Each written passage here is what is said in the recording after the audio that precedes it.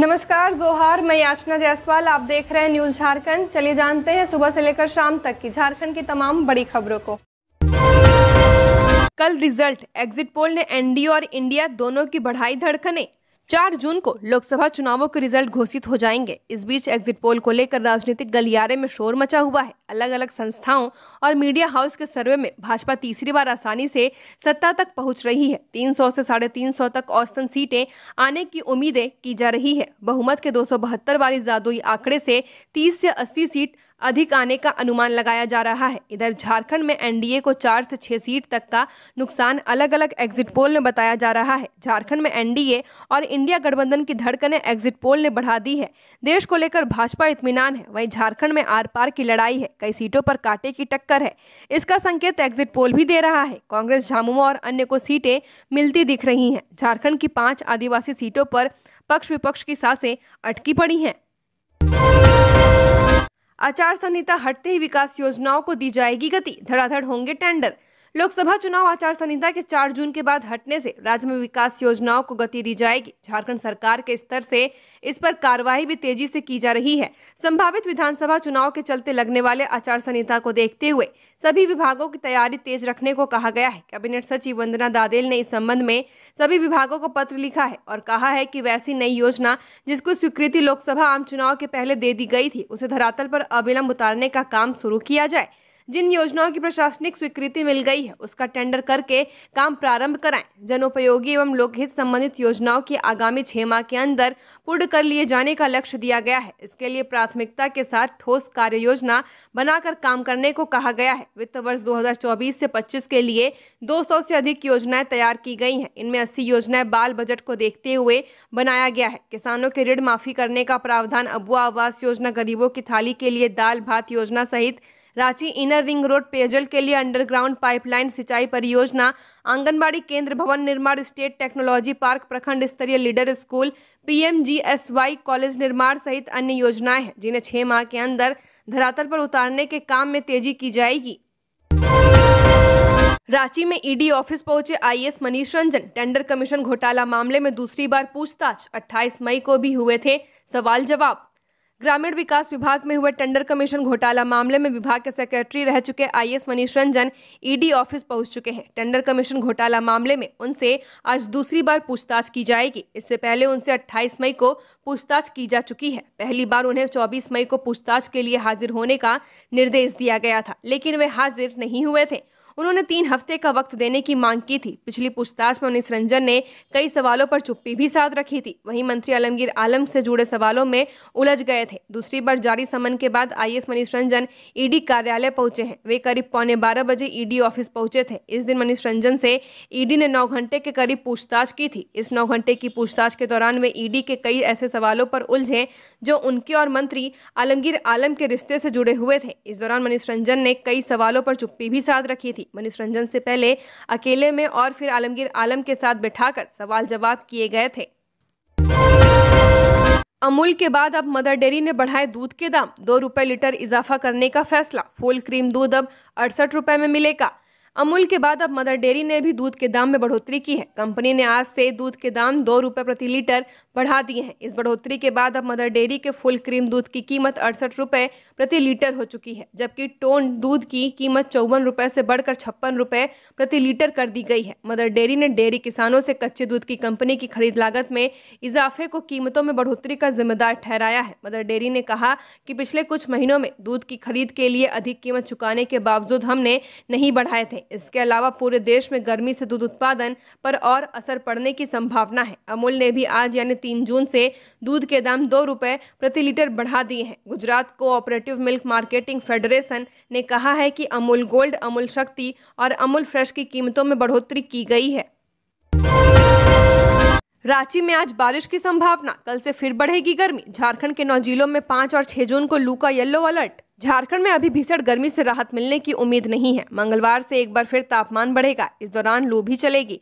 मौसम विभाग ने इसके लिए येलो अलर्ट जारी किया है। मौसम केंद्र के अनुसार 4 जून मंगलवार को गढ़वा, पलामू और चतरा जिले में लू चलेगी। वहीं 5 और 6 जून को गढ़वा, पलामू, चतरा, लातेहार, लोहरदगा, रांची, रामगढ़, हजारीबाग, कोडरमा में लू चलने की चेतावनी है। इधर रांची में आज शाम बारिश के आसार है, लेकिन 4 जून से तापमान बढ़ेगा। 4 जून को रांची का अधिकतम तापमान 40 डिग्री और 5-6 जून को 41 डिग्री पर पहुंचने की संभावना है। मौसम विभाग के मुताबिक राजधानी रांची सहित सभी जिलों का अधिकतम तापमान एक बार फिर 40 डिग्री से ऊपर जा सकता है। 5 और 6 जून को रांची में लू चलने की संभावना है। वहीं पलामू प्रमंडल के जिलों का तापमान 45 डिग्री से अधिक होने का अनुमान लगाया गया है। मौसम केंद्र ने इसको लेकर येलो अलर्ट भी जारी किया है। मौसम विभाग के अनुसार राजधानी का मौसम 8 जून तक शुष्क रह सकता है। जिन जिलों में बारिश का अलर्ट है उनमें देवघर, धनबाद, दुमका, गिरिडीह, गोड्डा, जमताड़ा, पाकुड़, साहिबगंज, पूर्वी सिंहभूम, पश्चिमी सिंहभूम, सिमडेगा, सरायकेला, खरसावां, रांची, बोकारो, गुमला, हजारीबाग, खूंटी तथा रामगढ़ जिले आएंगे। 4 जून को राज्य के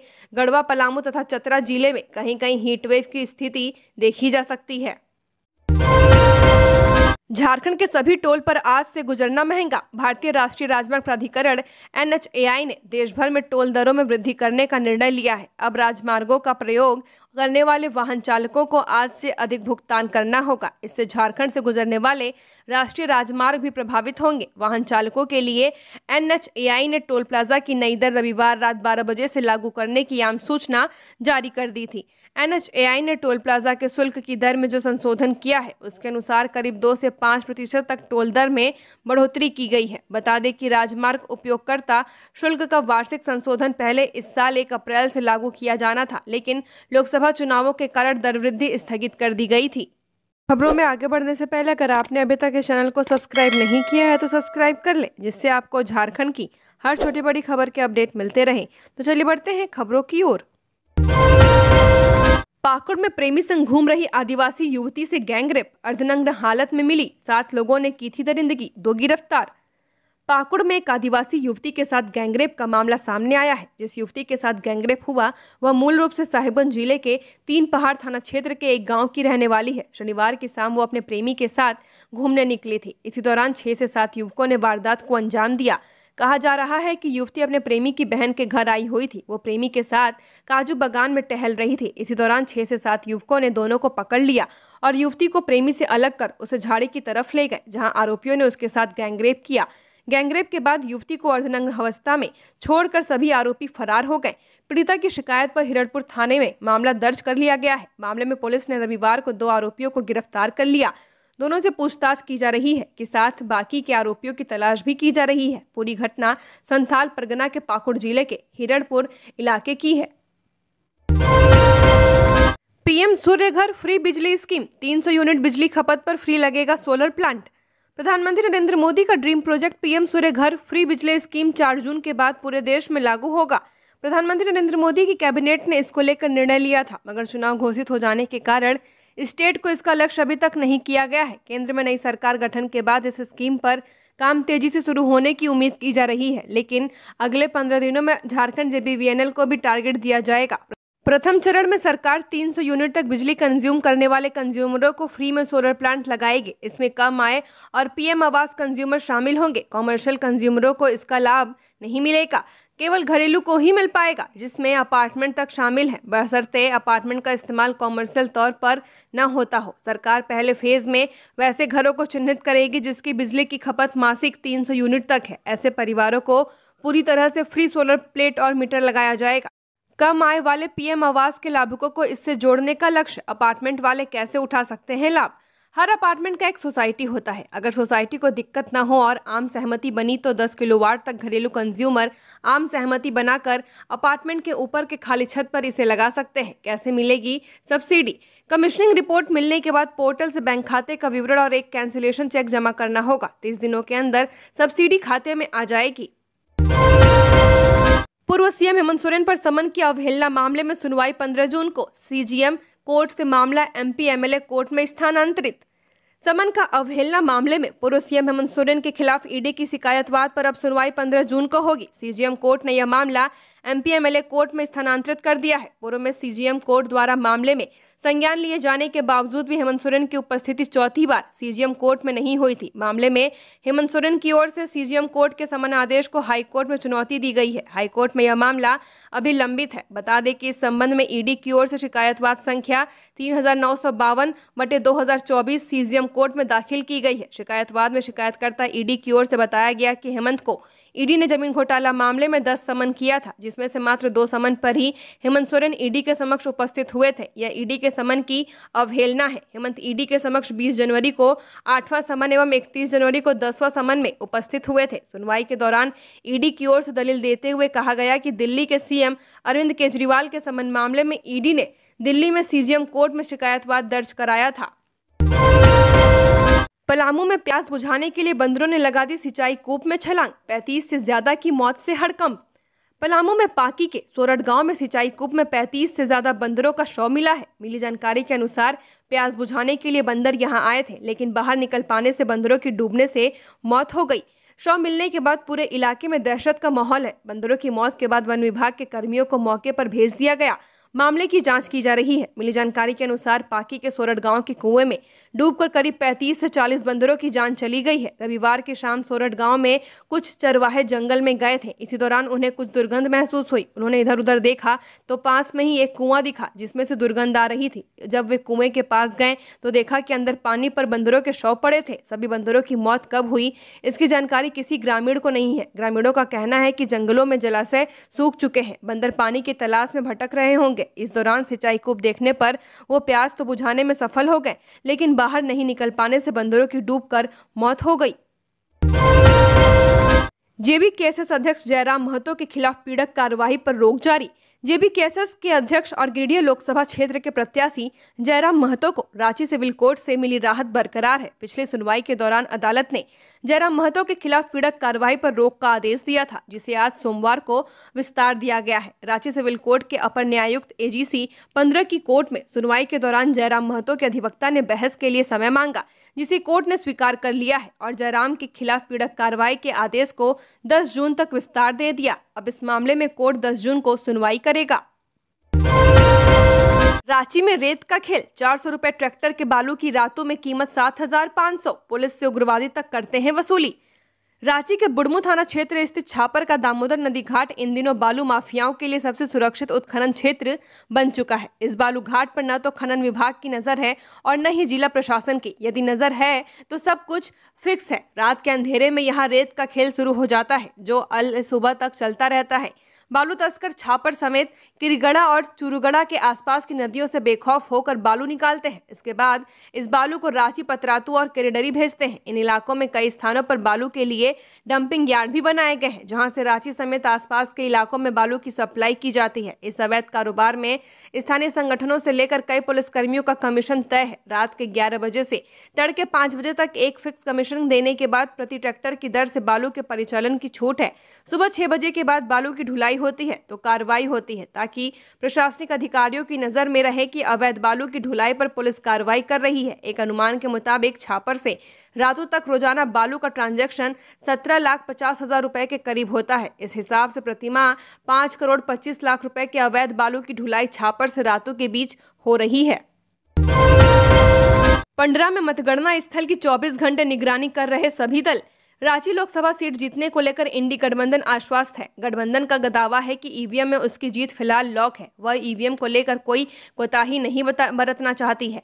रांची लोकसभा के मतगणना स्थल पर 24 घंटे कांग्रेस और इंडिया गठबंधन के कार्यकर्ता निगरानी में लगे हुए हैं। कांग्रेस के अलावा अन्य पार्टी और निर्दलीय प्रत्याशी भी स्ट्रांग रूम के बाहर निगरानी के लिए बार बार पहुंच रहे हैं, ताकि किसी तरह की कोई अप्रिय स्थिति उत्पन्न न हो। पार्टियों के अलावा प्रशासनिक स्तर से भी किसी तरह की कोई लापरवाही नहीं बरती जा रही है। मतगणना स्थल पर 3 स्तर पर प्रशासन की तरफ से सुरक्षा के इंतजाम किए गए हैं। बता दें कि प्रशासन के स्तर से सभी पार्टियों को 24 घंटे रहकर निगरानी करने के लिए भी कहा गया था, ताकि किसी तरह के संदेह की स्थिति किसी को भी न रहे।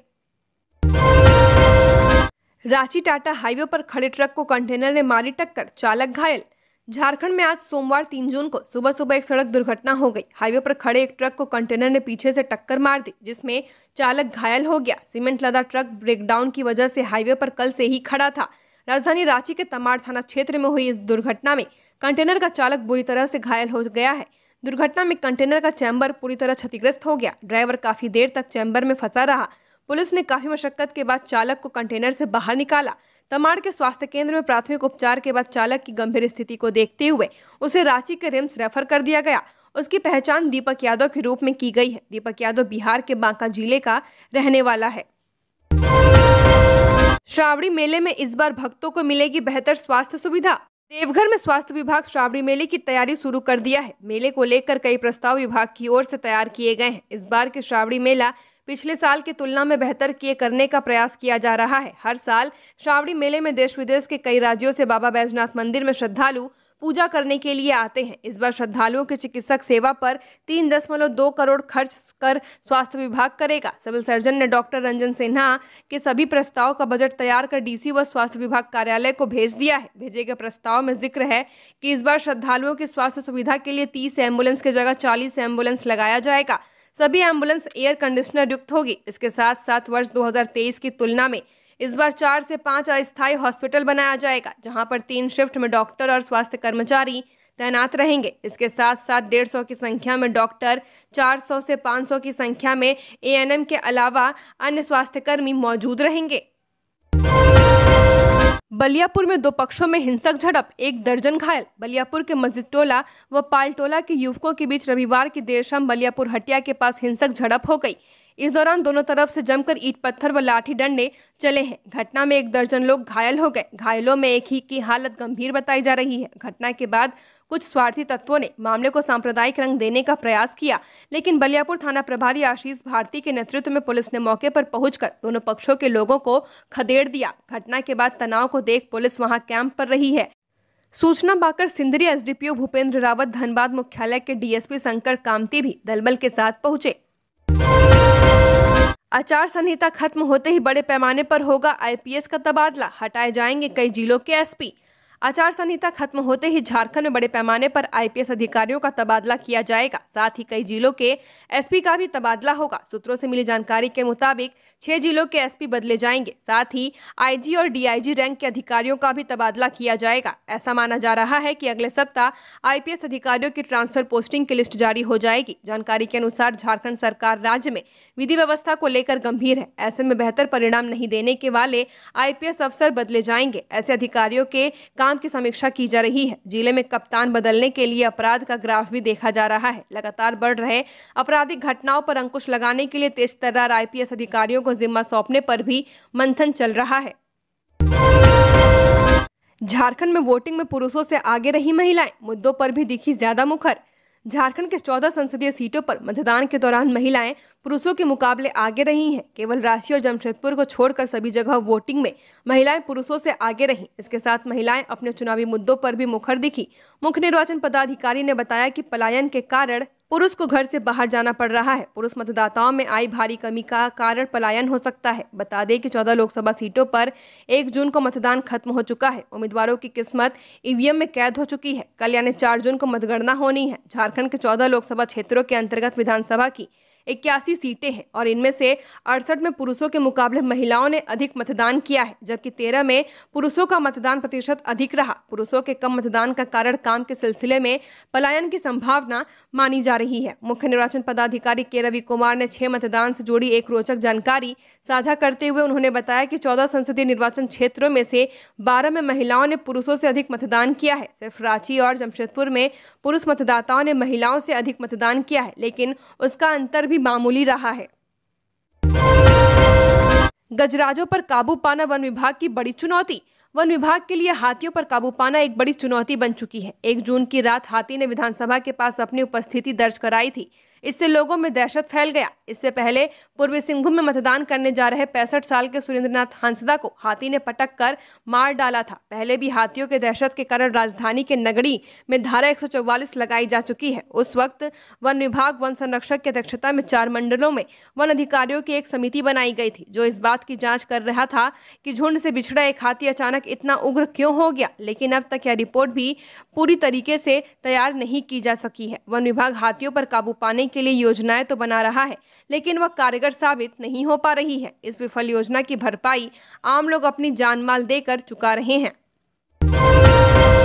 जमशेदपुर के भुइयांडीह में अनियंत्रित ट्रक दुकान में घुसी, 1 की मौत, 2 गंभीर। स्थानीय लोगों ने चालक को बेरहमी से पीटा। बीती देर रात जमशेदपुर के सीताराम मेडरा थाना अंतर्गत भुइयांडीह शमशान घाट गोल चक्कर के समीप एक अनियंत्रित लॉरी संख्या JH05DC 9206 गोलचक्कर के समीप बने दुकानों में जा घुसा, जिससे एक व्यक्ति की मौके पर ही मौत हो गई, जबकि 2 अन्य गंभीर रूप से घायल हुए हैं। मृतक की पहचान गुड्डू भूया के रूप में की गई है। वहीं दोनों घायलों को MGM अस्पताल ले जाया गया। हालांकि दोनों की स्थिति नाजुक बताई जा रही है। इधर घटना के बाद आक्रोशित स्थानीय लोगों ने लॉरी में जमकर तोड़फोड़ की है और चालक को धर दबोचा, जिसकी बेरहमी से पिटाई कर डाली। उधर घटना के करीब 15 मिनट के बाद पहुंची पुलिस को भी भीड़ का आक्रोश झेलना पड़ा। आक्रोशित भीड़ ने पुलिस पर ही पथराव कर दिया। अचानक हुए हमले के बाद पुलिस भी भाग खड़ी हुई है। उधर चालक की स्थिति भी गंभीर बताई जा रही है। मामला बिगड़ता देख पुलिस कंट्रोल रूम से अतिरिक्त फोर्स बुलाए गए। देर रात तक स्थिति पर काबू नहीं पाया जा सका।